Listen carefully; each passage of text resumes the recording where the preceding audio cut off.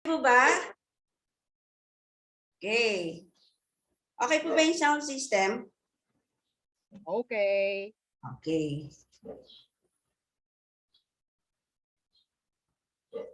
Yan. Isang maganda.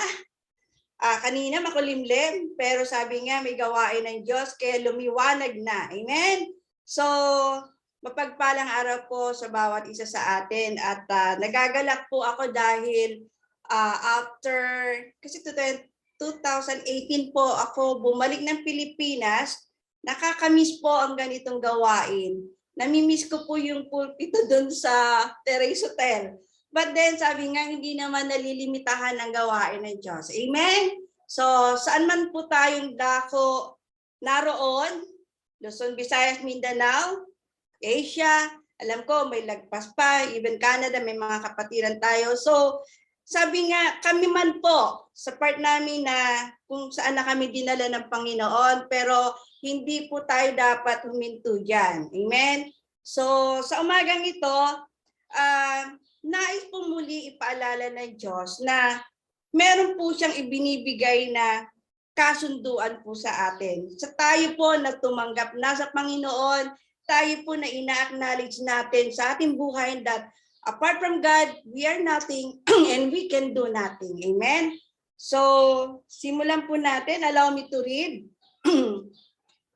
Sa 2 Samuel, chapter 7, verse 1 and 2. Ang wika po doon, si David, ito po ang kasunduan ng Diyos kay David. Si David ay panatag ng nakatira sa kanyang palasyo. Sa tulong ni Yahweh, hindi na siya ginambala ng kanyang mga kaaway. Take note, hindi siya ginambala ng kanyang mga kaaway. So in verse 2, tinawag niya si Nathan at sinabi, ang tahanan ko'y yari sa Sidal, samantalang nasa isang tolda lamang ang kaba ng Diyos. Tayo po ay manalangin. Dakilang Ama, muli nagpupuri, nagpapasalamat po kami. Ikaw ang Diyos na dakila. Ikaw ang aming Diyos na hindi nagbabago noon, ngayon at magpakailanman. You are the Alpha and you are the Omega. Salamat po God. Hiling po namin, patuloy niyo po kaming samahan ng iyong banal na Espiritu at let your Holy Spirit infill our hearts, O God. Kayo po ang siyang manguna, mangusap at patuloy, Lord God, na yumakap sa bawat isa. Sa iyo ang gawain ito, Panginoon, kaya naman po, O Diyos, itinataboy namin anuman pong gawa ng kaaway in Jesus' name at inaangkin po namin, O God, ang kaayusan, katagumpayan, hanggang matapos po ang iyong gawain sa umagang ito. Ito pong aming hiling, ito pong aming panalangin sa pangalan ni Jesus. Amen and amen. So yun po. Ngayon sumagot naman po si Nathan. Teka muna. Nag-jump ako. Okay.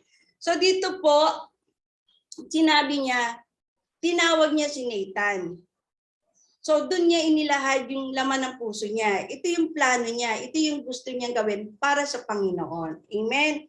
So habang sa paghihintay po niya ng bagay na yon, parang sa buhay po natin ngayon, alam po naman natin ang sitwasyon. Walang nakakaalam, walang nakababatid kailan ba matatapos ang COVID. Amen? So habang naghihintay po tayo sa kasagutan ng Diyos, ano ba yung pwede natin gawin while waiting for the right time? Ano yung pwede natin gawin? Amen? Sabi po, there is beauty of waiting. Naniniwala po ba kayo doon? Dahil waiting is a part of the process of becoming what God wants us to do. Yun po yun.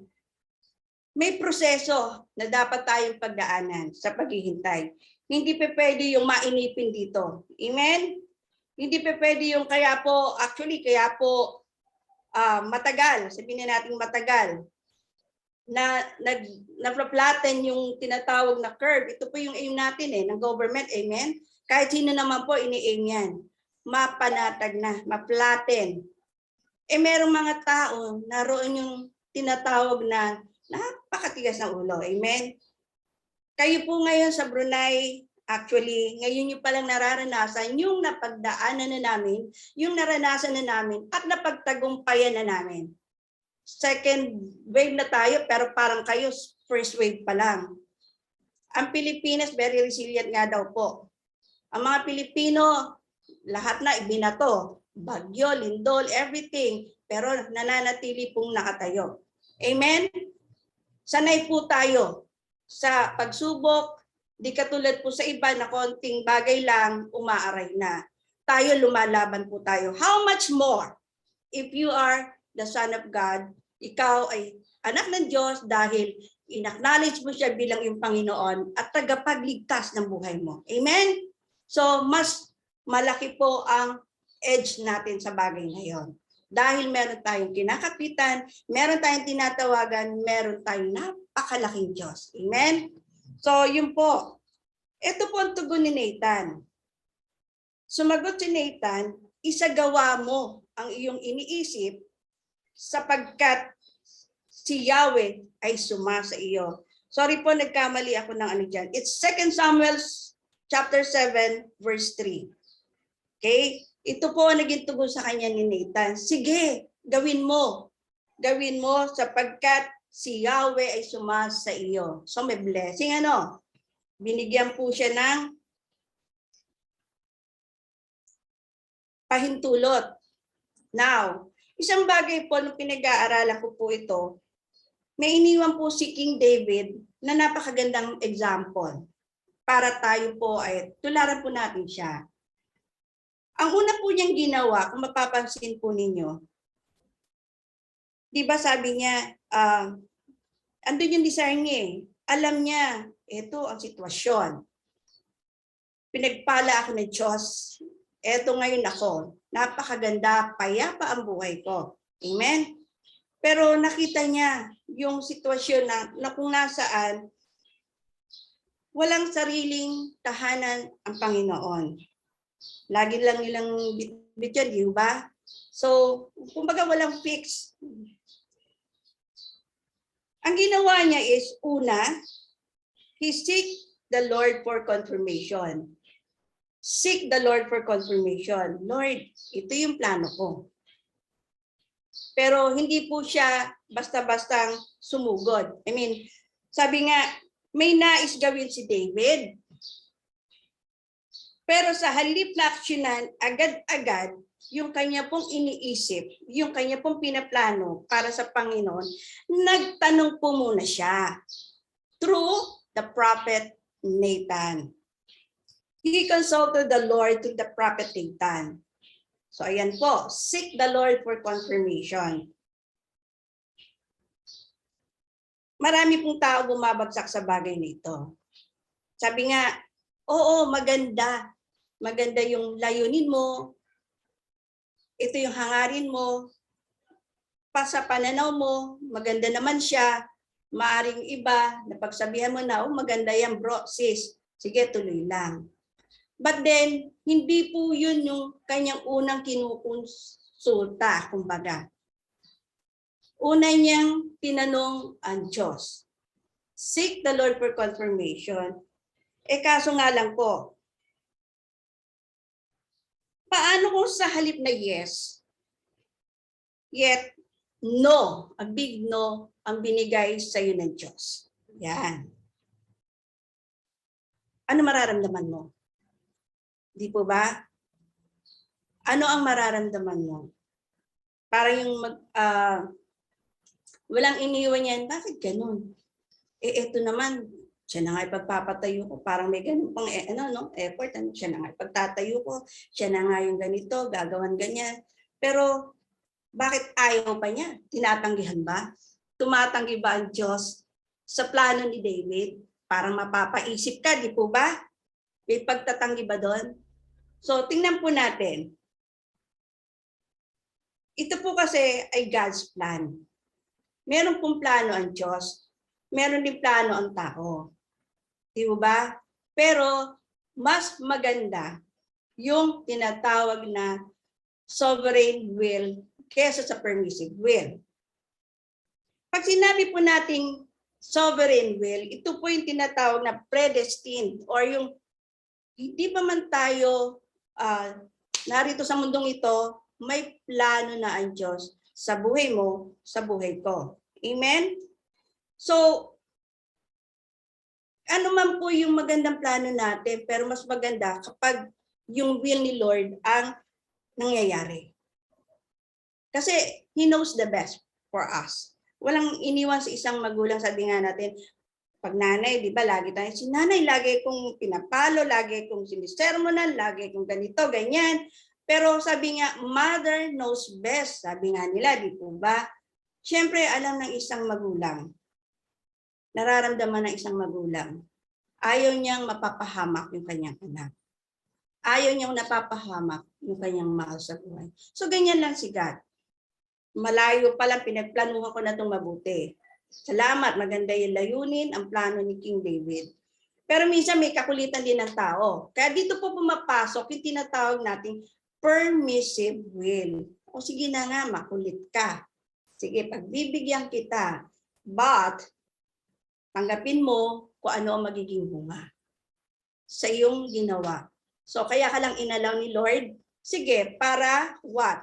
Para saktan ka? No. Kasi may mga tao ngang kung kailan sila nasasaktan, doon lang nila nalalaman or doon lang nabubuksan yung kanilang kaisipan.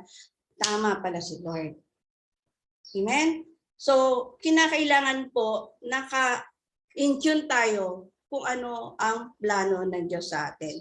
Huwag nating kalilimutan na sumangguni muna sa Kanya. Knowing God's will. Yan, sabi nga. Choosing to follow God's will.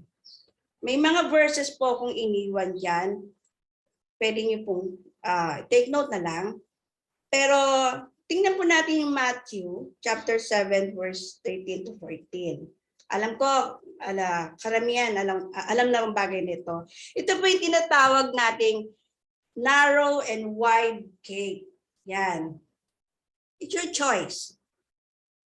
Kasi binigyan nga tayo ng free will ni Lord. Hindi naman niya tayo ginawang robot. So, anong gusto mo? Your way or God's way? Yung narrow o yung makitid na daan or yung malawak na daan? Well, majority pupunta doon sa malawak na daan. Baka magpapakahirap doon sa napakakitid na pinto or daanan na yan. Eh dito ang luwag-luwag. Di ba? Napakalapad ng daan. Bakit pa ako magpapakahirap? So, ganun minsan ang thinking or mindset ng tao. But it's your choice nga. Ikaw na pumili. Binigyan ka ng Diyos ng free will, gamitin mo, pero sa lahat ng hakbangin mo sa buhay, sa lahat ng ginagawa mo sa buhay, sa lahat ng desisyon na ginagawa mo sa buhay, tanggapin mo ano man ang magiging bunga nito. Amen? So, wag na nating ibalik pa sa Diyos kung bakit ka naroon ngayon sa kinalalagyan mo. Maganda man o di maganda, naging choice mo yan eh. Kung hindi mo nga sinunod yung mga bagay na pinagagawa sa iyo ng Panginoon. Amen? Another thing, we need to listen to God. Makinig tayo. Alam nyo, dito po ako nakilalang isa pa eh. Makinig ang may pandinig. Ayan ha, na-miss nyo ba yan? So, we have to listen, choose to listen to God. Marami sa atin sa ngayon ha, nung pumasok or eto na po si COVID, kaya nga tinawag na pandemic, hindi lang sa Pilipinas, hindi lang sa Brunei, hindi lang sa isang lugar, hindi lang sa isang bansa, but then lahat po ay nararanasan to at nararanasan pa rin hanggang sa ngayon. Marami ang mga boses na umaagaw sa ating pong atensyon. Sa pang-araw-araw na takbuhin natin sa buhay, marami yan. The voice of worry, pag-aalala. The voice of pessimism, napaka-negative. The voice of arrogance, marami pang iba. Isang great example nga po is, sa workplace ko po, sa team namin, common na po yung andun yung pag-aalala. Naunawaan ko sila kasi pamilyado, may mga anak, may baby pa. Pero minsan naiisip ko, napaka-OA na ba nito? Diba? Ang dami eh. Pag nakabalita lang sa, nagbasa ng mga social media, kausap lang kahapon, nawala na kinabukasan. So, ganun sila mag-alala, ganun nila wini-welcome yung mga bagay na di kaaya-aya. Tama, nakakalungkot. But then, hindi mo na kinakailangan mag-dwell. Hindi mo na kinakailangan na andun ka na lang. Meron kang dapat gawin. Ako nga, tinapat ko yung isa eh. Sabi ko sa kanya, alam mo, hindi ka mamamatay sa COVID. Mamamatay ka sa kakaintindi, sa kaka-worry, sa takot. Yun yung ikamamatay mo. Amen? Sobra na yung stress mo. Sobra na yung pag-aalala mo.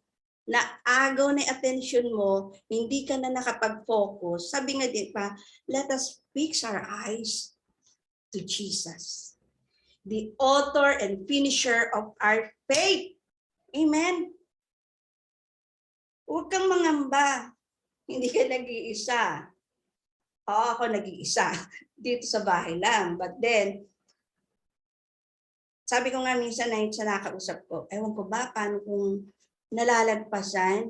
Akala nila ganun kadami na iuwi kong kayamanan from Brunei. Hindi po. Yung maniwala man kayo sa hindi. Hanggang ngayon nandito ako kasi the Lord provides. Isa pang patotoo. Di ba ho sa Brunei, wala kayong work dyan. But then, anong nararamdaman nyo? Sabi ko nga, napagdaanan na namin yan. Iba, napagtagumpayan na namin yan. Doon pa lang ninyo nararamdaman. Kami tapos na, kumbaga. Sabi ko nga, Lord, o nga no, paano yung kakamangha yung mga provision niya. Ngayon talagang yung budget ko, dati pag nag-grocery ako, gagawin ko na maramihan. Kasi, di ba mga nanay, mas nakakatipid tayo sa ganon. Yung, kumbaga ay mas malaki na bilhin natin. Mas makakasave tayo. But then, sa ngayon talagang budgeted. Sabi ko, wala no, nagkasabay-sabay na ubos ang gasol, lahat ng mga utilities, babayaran mo, bigas, everything. Sabi ko, per kilo-kilo mo na bibilin ko. Alam niyo po ba kahapon may kumakatok? Sabi gano'n sa akin, magbibigay lang po kami ng stab. Yun. Di nagulat ako. Ay, may ayuda pa ho ba? Sabi kong ganyan. Ay, opo, sabi gano'n. Para galing kay Gob. So, di ba nakamangha? Yung bang minsan inisip mo, ay ito muna Lord, babudgeting ko talaga per kilo muna bili ko ng ano eh. So ngayon, salamat po sa ganitong araw daw. Take note ha, kalahating kaban. Dati no, kung tumanggap kami 10 kilos, ganyan. Pero ngayon, kalahating kaban daw ibibigay. So may kasagutan na kagad si Lord, di ba? Meron na siya pinuprovide. Sabi nga niya, the Lord provides. Nabibless po ako doon sa mensahe nung nakaraang linggo. Di ba? Yung mga promises ni God.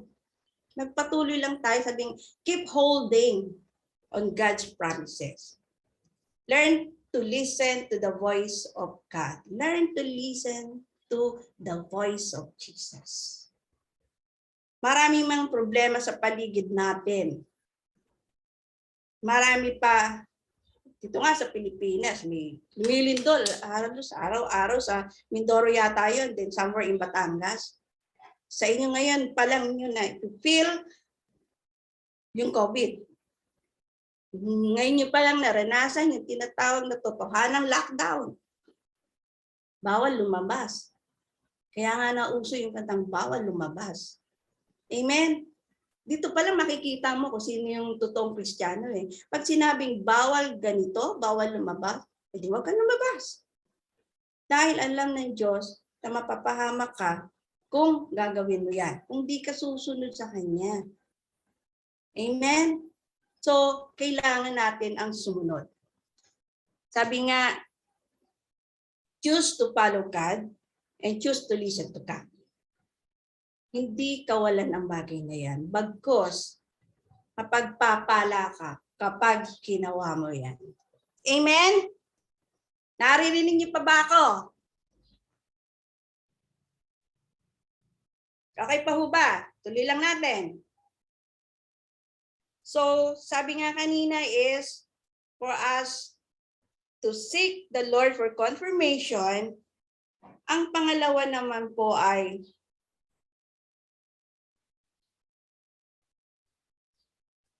accept and obey the will of God. Yan. Acceptance. Dito marami rin bumabagsak. Kapag maganda ang kalalagayan sa buhay, well, nakakapagpatotoo, talagang andun yung joy sa kanya.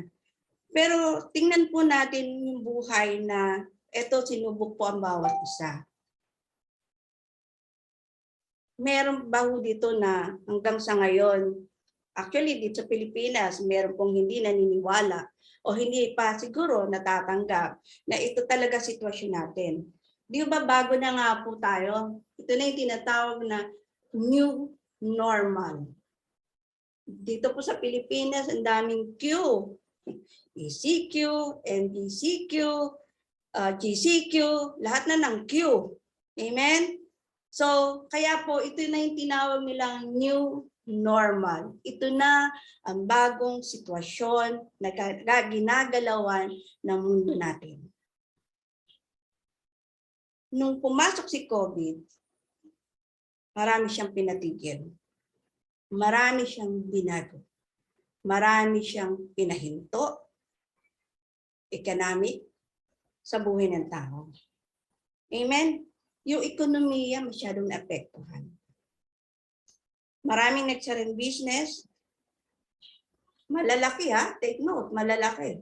Hindi lang basta ordinaryong business dito sa Pilipinas, maging sa ibang bansa. Marami ding nawala.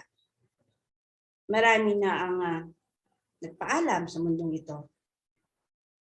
Kumbaga, nakita niyo ba sitwasyon? Ipinakita ng Diyos, walang mayaman, walang mahirap, walang bata, walang matanda. Amen?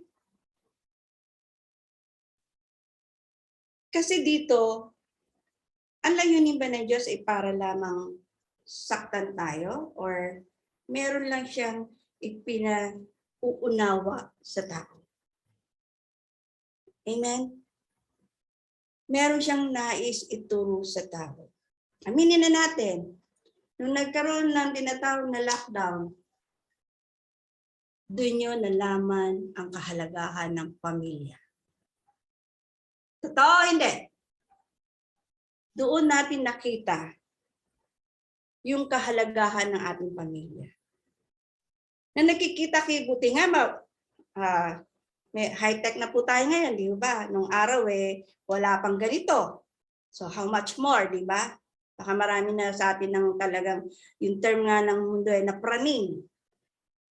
Yung bang through this, virtual na lang po tayo nakikita, mapalad po tayo dahil kahit papano, nasisilayan pa rin natin at nakakausap po natin yung mahal natin sa buhay.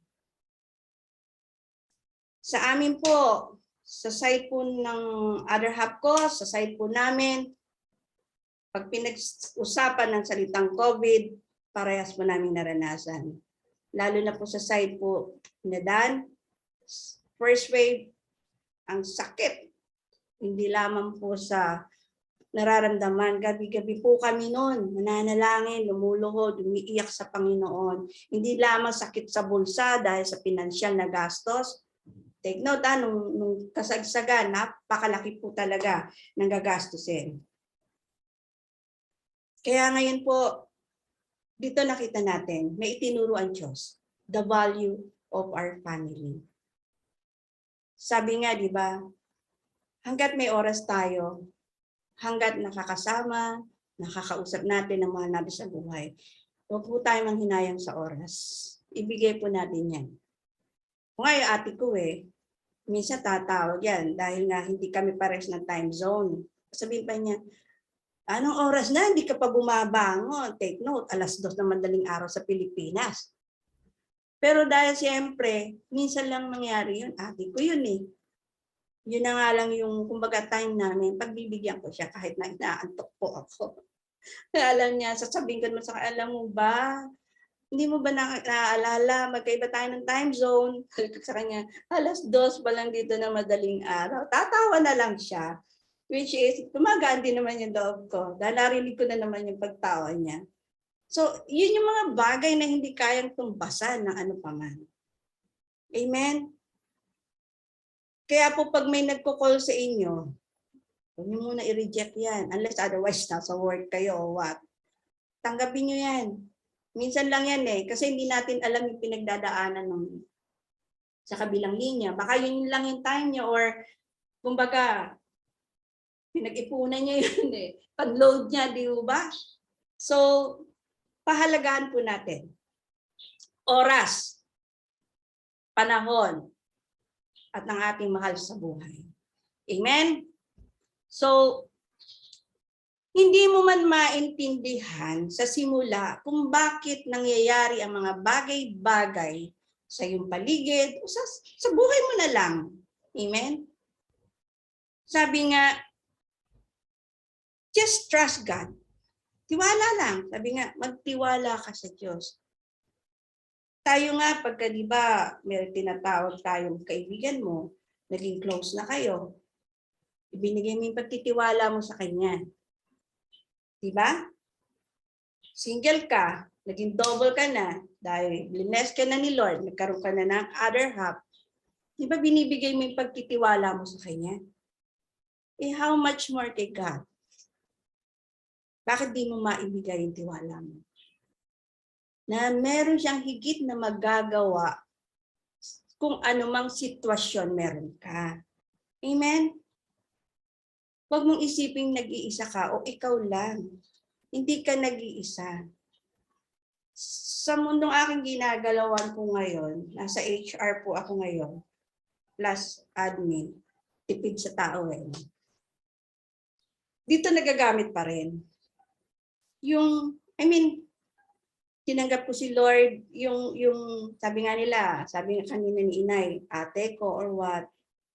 Sabi ko minsan pag kinakausap ko, ituring mo na akong nanay mo, magulang mo. Pasensya ka na, bibigyan kita ng ganitong payo. Huwag ka magtatampo kung eto sasabihin ko sa iyo. Eto kasi yung regulations, pero hindi ka nakasunod. So ganung bagay. Dito pa lang sa lupa, sa mundong ating ginagalawan, merong mga rules and regulations sa bawat isang kumpanya, pero pagka hindi mo nasunod, tanggapin mo kung ano ibibigay o patol sa iyo. So, ganun po yon. Ang Diyos hindi po nagkakamali yan eh. Tama ba itong ginagawa ni Lord sa mundo ngayon? Hindi natin siya pwedeng questionin sa bagay na yon. Nakaplano na po lahat yan. Alam niya na po ang mangyayari. Alam niya po ang kahihinatnan. Meron lang po siyang tinitignan. Sa puso ba ng tao, naroon ba yung tinatawag na acceptance? Sa puso ba ng tao, naroon ba yung tinatawag na pagsunod? Obey the will of God. Amen? Mahirap ba? Sa iba minsan, napakahirap naman sis. Ang daming ganito. Para bang dinumir ba ang pagkilos? Hindi po. Pag ang isa dyan na sunod mo, it will follow na. Ang luwag. Ang luwag-luwag. Sabi ko nga sa isang store, pag nag-orient po ako sa mga bagong empleyado, iwasan natin ang mga ganitong bagay. Kasi, pag sa isang place o sa isang store is nagahari yung negativity, ang bigat ng dating sa store. Kung kayo mismo hindi magkakasundo or naghihilian sa trabaho, kumbaga, ang pag-angat ng kumpanya o ng store o ng outlet o branch ninyo, pag-angat nyo rin. Ang pagbagsak niyan, kasama rin kayo sa babagsak. Tama po ba? Kasi mawawalan kayo ng work. Pwede kami maghanap uli lumipat, di po ba? Kukuha na naman ng panibagong tao, nandun yung willingness, nandun yung cooperation, nandun yung talagang, kaya siya nag-apply, gusto niya trabaho. Pero kasi may mga tao ngayon, napakahirap i-deal. Sorry ha, baka may younger generation dyan. Na-compare po namin, talagang iba nung time namin, tsaka ngayong generation na ito.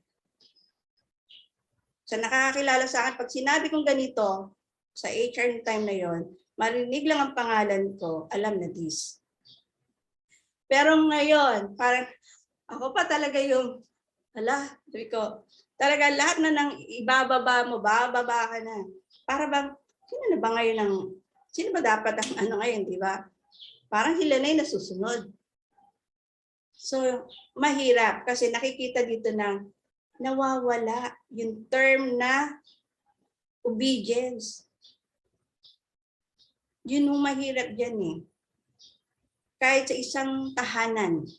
Kapag hindi nyo sinunod si tatay, si nanay, yan na magsisimula ang di pagkakaunawaan. Yan na nagsisimula yung hindi na maganda, yung kahihinat na ng buhay ng anak. Kasi nga may katigasan ng ulo, yung tinatawag nating pasaway. Yan. So, ang nakita ko pong kagandahan sa buhay po ni King David is napaka-submissive niya kay Lord. Ganito po kasi yung ginawa ni David. Tinanggap niya at take note tinanggap at pinasalamatan. Pinasalamatan niya pa si Lord. Na despite of the fact na ito yung plano ko, Lord, ito yung nais ko sa iyo, gusto talagang paggawan ng napakaganda, malaki, or whatever. Siguro, ganun yung mga nabivisualize ko eh. Mayaman si David dahil blinesh siya. Di po ba?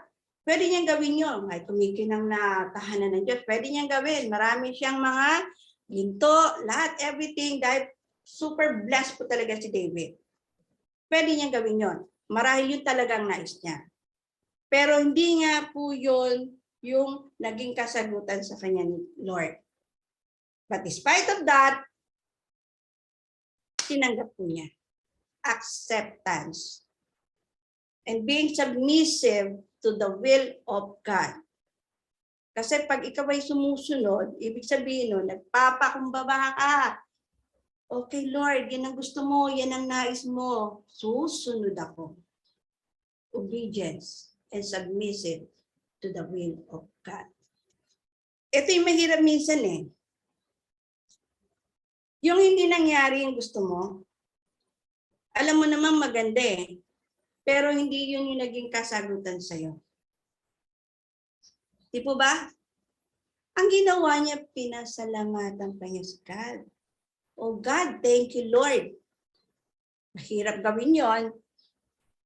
Aminin natin bilang tao, may kahinaan tayo, baka maaari magtampo ka.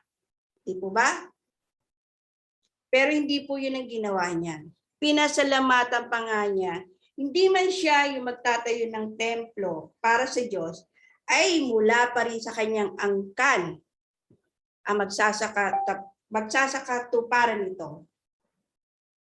Manggagaling pa rin po sa kanya. Mawala man siya sa mundong iyon, magpapatuloy dahil yun ang itinalaga ng Diyos. Amen? Kung ikaw sa pamilya, isang magulang, isang anak, isa lang makakilala sa inyo, pagpatuloy mo lang, huwag kang panghihinaan. Kasi gusto naman nating lahat idala sa paano ng Panginoon yung mahal natin sa buhay. Amen? Pero parang hirap. Ako sa part ngayon, ako bunso, ang hirap. Pero keep on praying. Who knows? O wala ka man sa mundong ito, hindi mo alam. Kasi minsan ang prayer mo, Lord, gumamit ka ng mga tao or channel of blessing sa family ko na sila yung magpapatuloy na maakay sa Panginoon. Sa mga dating staff namin, pag nagkakakumustahan, nagugulat ako. mga Christian eh, di ba? Dati noon, sa grupo namin, kami pa lang yung tumatayo. But then, sabi nga, nawala man kami sa Pilipinas, wala na kami sa kumpanyang yon, mababalitaan mo na lang, nakatanggap na sila sa Panginoon, kasi hindi man ikaw yung naging channel o naging daluyan, pero alam ni Lord, yun ang hangad mo. So, gumamit ng iba. Kaya huwag ka magtatampo. Huwag ka magtatampo kung hindi man ikaw. Amen? Parang walang iniwan sa DDUIFO. Marami na pong leaders, nagpalit-palit dyan. Year 2000 na dumating ako dyan, iba pa ho ang ating name. Tuloy nakalimutan ko. So naging DDU. So iba-iba na naging leaders. Umuwi po ako ng Pilipinas. Ito na po yung itinalaga ng Panginoon. Sige na, balikan na ng Pinas. Pero naiwan po si Inay Cora. Amen? Hindi po tumigil yung gawain. Amen? Dahil may itinalaga at may itinatanim pa rin ng Diyos. Wala nang teacher lang. Actually, yung music ministry, marami na dyan ang wala. Tumigil bang gawain? Hindi. Kasi yun po ang gustong ipakita sa atin ng Diyos.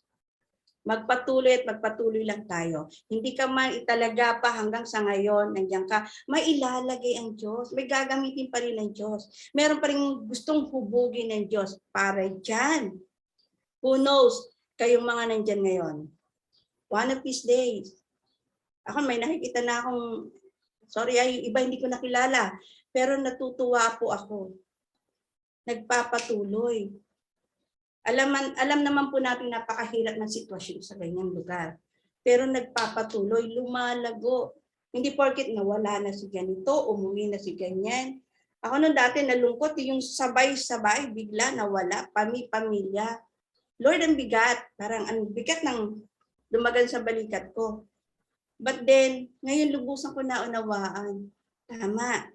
Mawala man po kami, mawala man yung iba yung kasama dyan, kayo na naiiwan dyan, magpatuloy lang. Amen? May gagawin ng Diyos. May gagawin ng Diyos. Learn to accept and obey the will of God. Sabi nga, remember that God has a better plan. Amen? Remember that God has a better plan.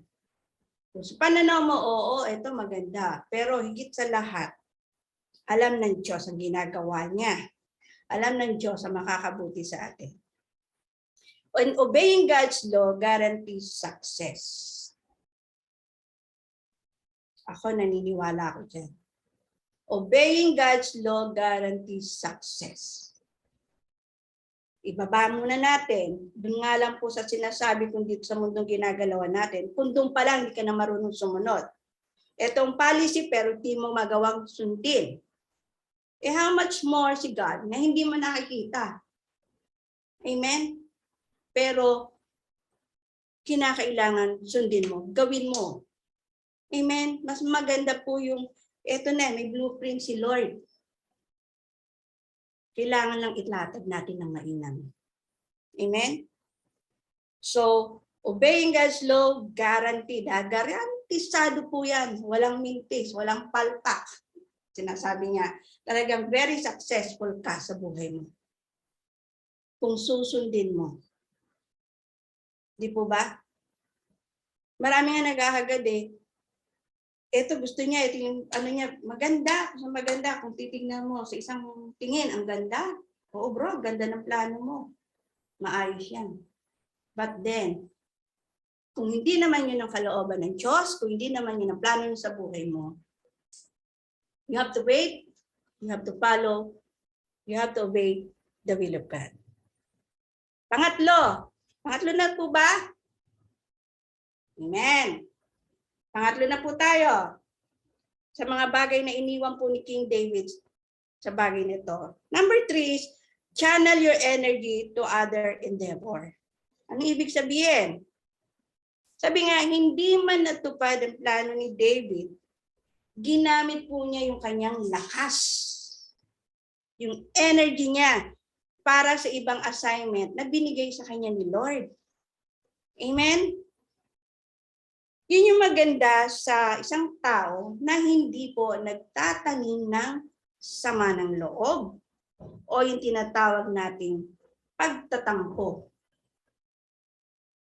Kapag wala yan sa puso mo, hindi yan nananahan sa puso mo, asahan mo, maganda ang iyong kinabukasan. Maganda yung hinaharap. Maganda yung future mo. Kasi pag meron kang nakalagay diyan, nakatanim sa puso mo, pagtatampo, sama ng loob, ang bigat. Ang hirap mong lumakad. Ni hindi mo nga minsan may angat ng sarili mo. Ni hindi ka makalakad. Kasi wala eh. Lilingon ka. Kasi ganito, ganyan, o ano. Ganito yung ginawa niya sa akin before. So marami kang, di ba? Marami kang nililingon. Lingon ka ng lingon. Hindi ka ngayon maka-forward. Amen? So kinakailangan po, i-unload po natin yan. Alisin yan, totally erase, erase, erase. So umpisa masakit, oo, nasaktan ka sa ginawa sa'yo. At mas masakit kung mahal mo pa sa buhay, yung pa yung gumawa sa'yo. Pero mas maganda kung hindi ka magtatanim ng sama ng loob. Amen? E di ho ba si King David din? Sino ho ba yung nagnanais sa posisyon niya? Diba? Maraming habol din ang habol sa kanya noon. Amen? Pero sabi nga, ang kagandahan po kasi doon sa puso ni King David, malinis. Kahit nga nung nagkasala siya, admitted siya doon, nakahingi siya ng tawad. Di ba? Nagkasala din po siya. Wala naman pong perfecto sa atin eh. Kung tayo man po ay nahulog sa bitag ng pagkakasala, huwag ho tayo mananatili sa lugar na yun. Kung ikaw man ay nagkamali sa bangin mo, sa mga plano mo sa buhay, yun yung talagang sinunod mo yung gusto mo, hindi yung kalooban ng Diyos. There will come a time, nare-realize mo yan. Sabi nga, the Lord will give me a way out. Samantalahin mo na yun. Samantalahin mo na yun. Stand up. Move forward. Harapin mo muli at sumunod ka na kung ano yung pinagagawa sa iyo ng Diyos. Amen? Nakikinig pa ba ang mga may pandinig dyan? Amen. Sabi nga, when there is no bitterness in our hearts, we become available to do other works that are being entrusted to us. Kapag walang bitterness, kapag hindi po tayo ang palaya, yan, hindi po tayo ang palaya, sabihin mo sa sarili mo, hindi ako ang palaya. Amen? Wala kasing bitterness sa heart mo. Amen? Hindi tayo ang palaya. Pagsigawan mo yan. Dahil unti-unti malalaglag. Kung meron man natanim dyan, aalisin yan. Surrender mo kay Lord lahat yan. Acknowledge mo yung pagkakamali mo. Acknowledge mo na hindi ka nakasunod sa ganung bagay. Amen? Manatili po tayo sa ating Panginoon. Ang ginawa nga po ni David, hindi po siya nag-focus or hindi, kumbaga, hindi nga sumakit ang loob niya sa nangyari dahil taliwas sa inaasahan niya. Dahil alam niya, maganda naman yung plano niya. Ang ginawa po ni King David, ang kagandahan po doon, sabi nga, ginugol niya yung kanyang lakas sa pakikipagdigma. Pakikipagdigma. laban sa mga kumakalaban sa mga taga-Israelita. Amen? Ginugol ni David ang kanyang lakas sa pakikidigma sa mga kalaban ng Israel. Yun po yung assignment niya kay Lord. Imagine mo kung nag-focus siya, na doon na lang na nagtampo siya dahil hindi siya napagbigyan ng Panginoon. So, paano na ngayon ang sitwasyon ng mga taga-Israel, ng mga Israelita? Di ba?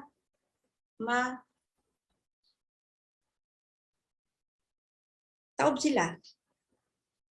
Kasi walang makikidigma, walang lalaban. Walang lalaban. Yun yung assignment niya kay Lord. Amen? God knew that the perfect time to build a temple was not during war, but during peace time. Alam ng Diyos yun eh. Kung inalaw niya si King David na, sige, patayo ka. Umpisahan mo na pag-build niyan. Kabi-kabila nga, may kumakalaban sa Israel. Sa palagay niyo ba, matatapos po ba na maayos yun? Or baka hindi nga matapos? Di po ba? Kaya alam ng Diyos kung anong ginagawa niya. Instead of living in regret for missed opportunities, be open to new ones. Maging bukas po tayo. Kasi yung namumuhay tayo may regret. Amen? Maging bukas po tayo. Let us improve our life. Sabi nga, naging failure ka dito or hindi nangyari ito, improve mo yung buhay mo. Amen? Sa ngayong mundong ginagalawan natin, pandemic nga, nalimitahan, pansamantalang tumigil, businesses, everything, pati nga yung pagkikita-kita ng pamilya. Ako po, bago mag-total lockdown nun, yun yung last na uwi ko sa amin, birthday ng ate ko. After that, until now, hindi pa ako nakakauwi or nakakaluwas sa amin. Imaginein mo yun. Pero sabi nga, kaya nga nauso yung plantito-plantita eh. Marami kang pwedeng gawin. Or baka naman tinatapi ka lang ni Lord. May nakakalimutan ka na. Read the Bible.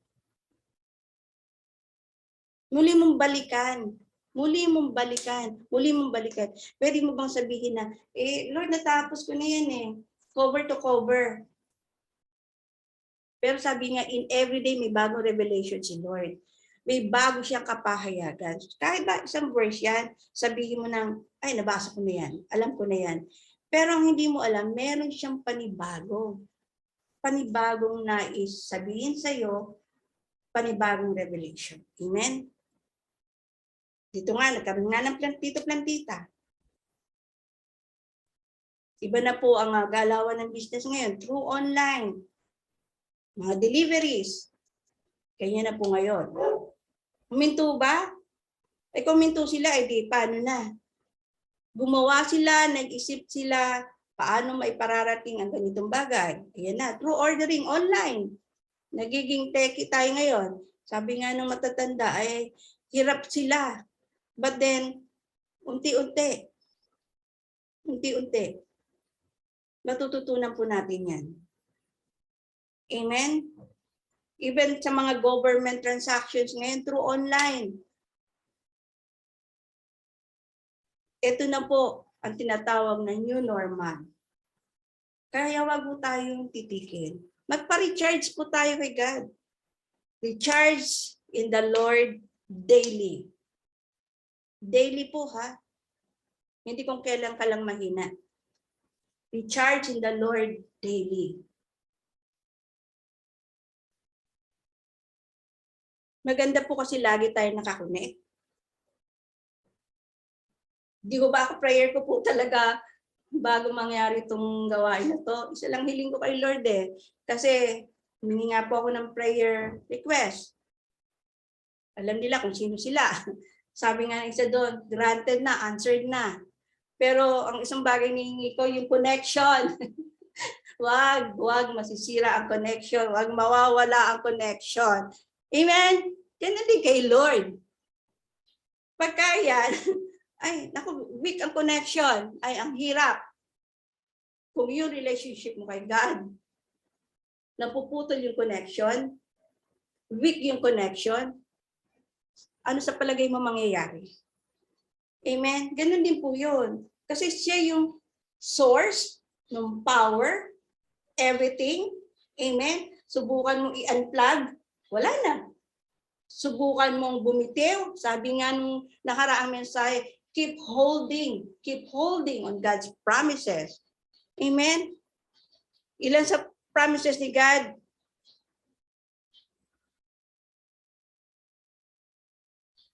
God loves you. Yan, isa yan sa mga promise niya. Totoo ba yun? Matthew 11 verse 28. Amen? God loves you. God loves us. Mahal ka ng Diyos. Mahal ako ng Diyos. Mahal tayo ng Diyos. Amen? Matthew chapter 11 verse 28 to 30. Yan. Ano yung promise niya dyan? Will find you rest. And you will find rest.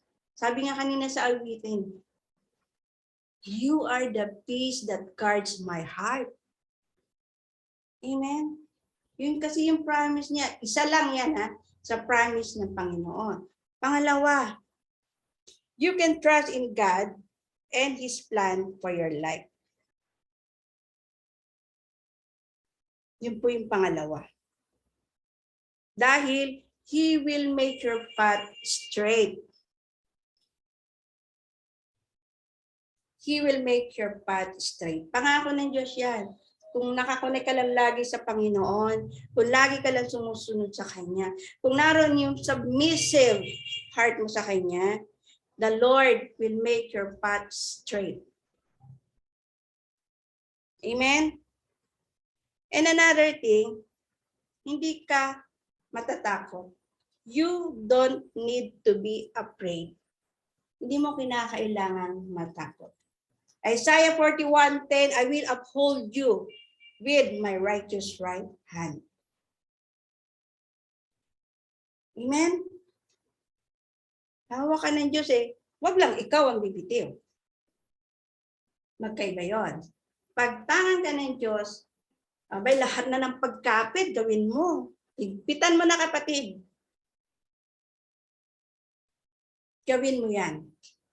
And another thing, sabi nga niya dun sa Matthew 6:25. Diba? Minsan inaalala natin, ano kaya susutin ko sa araw na to? Ano kaya, kumakain ka pa lang ng agahan, hindi mo pa tapos, iniisip mo na kagad, ano kaya ang kakainin ko sa pananghalian? Ano kaya ang lulutuin ko? Amen? Andun na. Kumbaga hindi ka pa tapos sa stage na to. Lukso ka na kagad. Pero sabi nga ng Panginoon, kung sa maliliit na bagay nga yung mga ibon hindi ko ginugutom. Amen? Yung mga nilikha niya na hindi man nakikita ng our naked eyes, mga maaaring sa paligid natin, hindi natin lang meron pa ng ganung bagay. Pero nananatili kasi nilikha yun ng Diyos. At alam niya yung ginagawa niya. At hindi niya pababayaan yun. Amen? Di ba nga, sa Matthew 6, verse 33, seek ye first the kingdom of God. Seek ye first. Hanapin mo ang Diyos. Hanapin mo ang Diyos. And His righteousness. Diba? And His righteousness.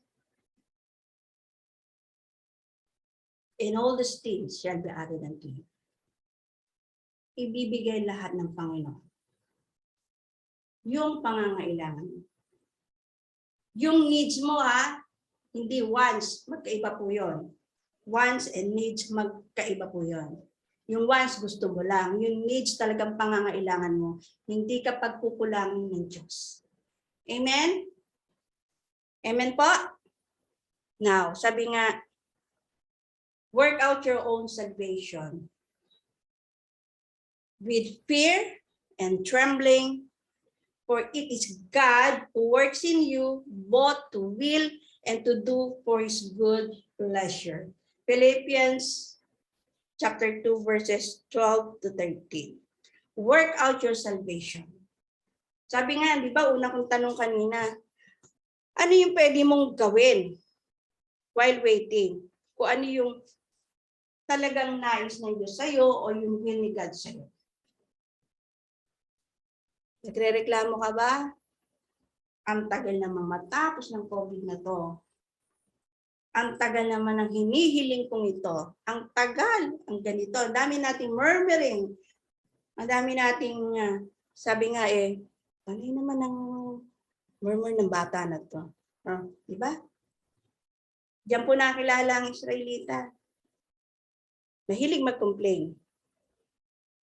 Pero kung tataglayin po natin, susundan po natin, yung magandang example na ginawa ni King David, ano po yung una? Seek the Lord for confirmation.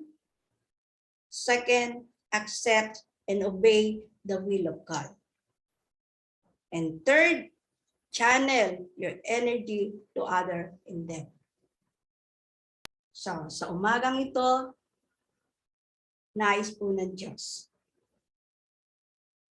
Nais po ng Diyos na habang tayo ay naghihintay, na habang wala pa sa kamay natin, yung magandang plano naisin ng Diyos sa atin. Magpatuloy lang po tayo. Sundan po natin yung steps na ginawa ni King David. And I'm sure. Tingnan niyo po, nawala man po si King David sa mundong kanyang ginagalawan, pero sabi nga, hanggang dun sa kanyang next generation, di ba, nagpatuloy yun. Bless ni Lord. Ang nagpatayo, si King Solomon, na anak po ni King David. Hindi man si King David, si King Solomon. Hindi humihinto doon, patuloy at patuloy pa rin siyang pinagpapala yung kanyang angkan. Yun ang kagandahan po nun. May iniiwan po tayo. May iniiwan tayo sa ating mga mahal sa buhay. Hindi man yung yaman, material, o pansamantalang mga bagay. But then, yung spiritual life natin, kung laging naka-in-tune kay God, at hindi nga po tayo ang palaya, sabi nga, pagpapalain, tuloy-tuloy na pagpapala ang makakanta natin sa Panginoon. Amen? So, yun lamang po, muli, isang maganda, mapagpala, mabiyaya, at hindi ang palayang buhay po sa bawat isa. Amen? So, glory to God. Muli ay magpasalamat po tayo sa Panginoon. Hallelujah. God, muli sa umagang ito, wala po kaming kayang ibalik, kundi ang mataas na pasasalamat. Sapagkat tunay nga po, ang salita mo ay laging bago tuwing umaga, Panginoon. Meron kang laging magandang revelasyon sa buhay ng bawat isa. Lord, hayaan po ninyo na mga pusong ito na nakapakinig sa araw nito. Lord, patuloy mong ibaba sa iyong harapan. Let your Holy Spirit dwell in our hearts. Maging submissive, O Lord God, maging mapagpakumbaba. Sapagkat tunay nga po, sa piling mo lamang po, O Diyos, doon lamang namin mararanasan ang tunay na kapayapaan, ang tunay na kasaganaan, at ang maganda mong plano sa aming buhay. Maraming salamat po. Patuloy niyo pong pagpalain ang bawat anak mo na naka-tune in sa umagang ito, naka-tune in ang puso ng bawat isa. Lord God, thank you so much sa lahat ng ginamit mo. Salamat sa iyong salita sa umagang ito. Patuloy na pagpalain ka, O Diyos Ama. Patuloy, Panginoon, sa iyong papuri, pagsamba, pagdakila. Sa pangalan ni Jesus at pakikipisan ng banal na Espiritu Santo. Amen. Amen. Thank you, Lord.